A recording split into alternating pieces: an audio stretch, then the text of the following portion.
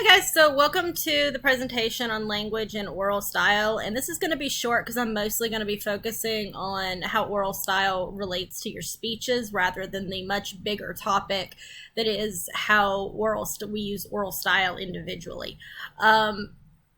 We do each have what's called our idiolect, which an idiolect is our own personal way of speaking.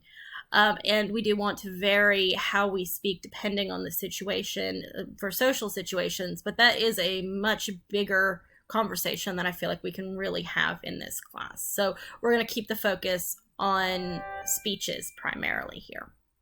So when I talk about oral style, what do I mean? Well, it refers to how we convey messages through the spoken word, and it is different from written styles in that it's more conversational and it's addressed to the audience. So you might have heard in writing classes, in your composition classes, that the word you and your is basically banned. You don't use second person pronouns. Well, that's very different in oral style. It's very different when we're speaking in speeches where we want to create that intimacy. We don't want the distance that using third person creates. There are other differences. For instance, we tend to use shorter sentences when we're speaking than when we're writing because the person who's listening can't see the punctuation. We tend to use more guidelines, more transitional phrases to explain how the audience should understand what we're saying, or we tend to rely more on gestures. We don't rely on gestures at all in writing because the reader can't see them. So there are mild differences like that. Most of you are really good with oral style, so it's not something we need to spend a whole lot of time refining. So some traits of effective oral style. Use short sentences in familiar language. You don't want to use words that the audience might not understand. You don't want to use really, really, really long sentences because then it's hard to follow the sentence. We also tend to use more plural pronouns to create a personal relationship. So these are things like we, us, our.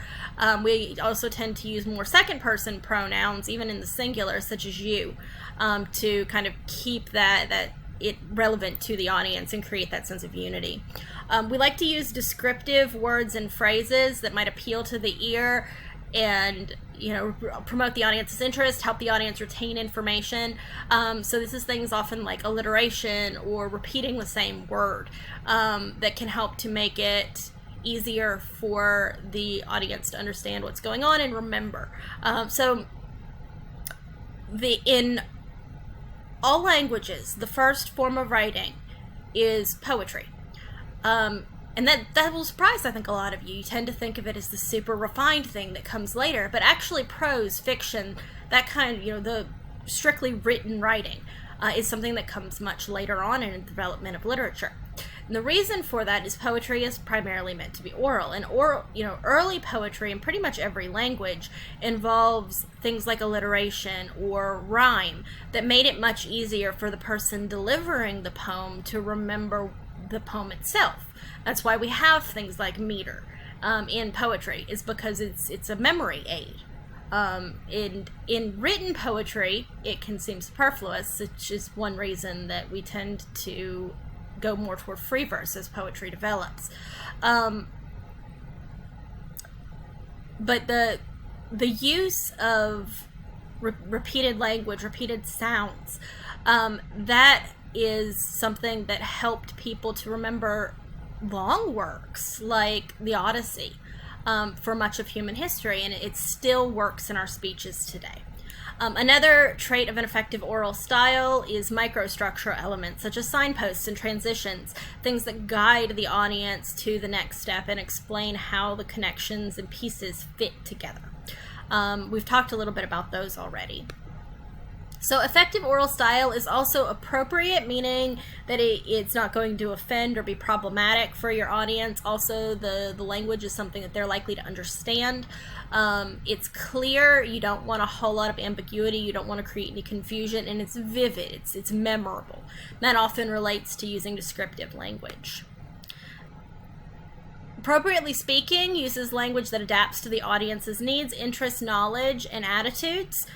So you want to kind of customize it to your audience. It also conveys a sense of verbal immediacy, by which I mean it reduces the distance between the speaker and the audience and often prompts the audience to act. It's also relevant. So you want information that is timely and can be used immediately. You don't necessarily want to be telling them about what to do 10 years from now. They're probably not going to remember that. It's going to go in the back of their brain. Instead, you want something they can use now. You also want to create common ground with background knowledge and attitudes that can be shared with the audience. So plural pronouns, as we talked about before, are a really good way to do this. Rhetorical questions, have you ever? What would you do if? That kind of thing does get the audience thinking, and they create that connection. You also want to draw from common experiences. Using anecdotes and descriptions that they might relate to can also be very helpful. Your appropriate speaking also involves speaking that comes from someone who's credible, because those audiences are more likely to listen to someone they believe is trustworthy, right? If you don't believe what someone is saying, then it's going to go one ear and out the other. So you want to establish yourself as a credible speaker, and preferably as an authority on the topic. You also want to make sure that your speech is linguistically sensitive, by which I mean you avoid generic language that genders groups, or use a lot of non-parallel language that can create division. So marking is the addition of race, sex, etc. to a sentence or a statement. One that comes up a lot in media is, say there was a robbery, and someone, the reporter says a black man is suspected. Well, that specifically marks the individual as black and as a man, right? You could equally say a male is suspected, still would indicate the gender but not the race. Or you could say there is an individual that is suspected, and then that would completely eliminate any of that marking. Irrelevant association is emphasizing a relationship that isn't important to the topic. Some other things that you want to avoid are offensive humor, especially humor that involves racism, or any ism really, and profanity and vulgarity. And you also want to integrate cultural diversity when you can to make your speech more appropriate to a larger audience. Speaking clearly is about making sure that what you say is, first of all, can be heard by the audience, and second of all, is understood by them.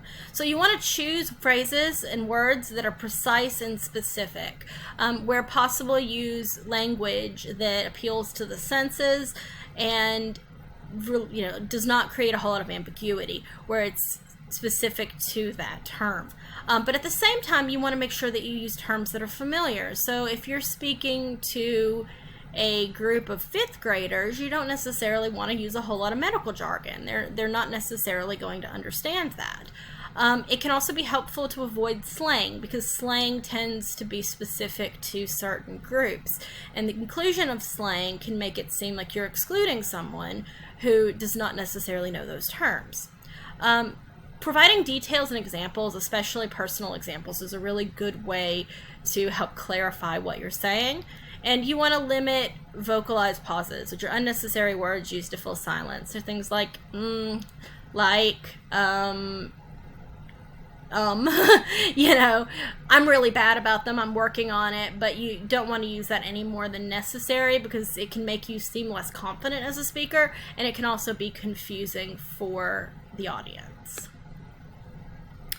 So as we said earlier, using sensory language, such as description, appealed to the 5 senses, is a good way to speak clearly. It's also a good way to make your speech vivid. It makes it more memorable to include those sorts of details. So do rhetorical devices, things like similes, metaphors, analogies. Those make it so that your speech is easier to understand. We learn through metaphors. There's a lot of words in the English language that started as metaphors for something else and then became words unto themselves. Alliteration and assonance, the repetition of consonant and vowel sounds. These are good ways to help emphasize certain ideas and make your speech a little bit more interesting. Onomatopoeias, not sounded out words, but spelling sounds like buzz as B-U-Z-Z, or slap or, you know, things like that. Those describe sounds and can make it a little bit more vivid for the audience. Personification, giving something, an inanimate object or an animal, human-like traits, can be a good way to develop empathy and can be a good way to help to draw an interest. And repeating words and phrases that you want emphasized is also a good thing to do. Now, you don't want to do unnecessary repetition because then it makes it hard to show the audience where to focus, right? So be selective in your repetition, but well-chosen repetition is a very, very useful tool. And that brings us to the end of the presentation on oral style. I hope you guys have learned a good bit from this, and I look forward to hearing your speeches and seeing how you use this information in the coming weeks.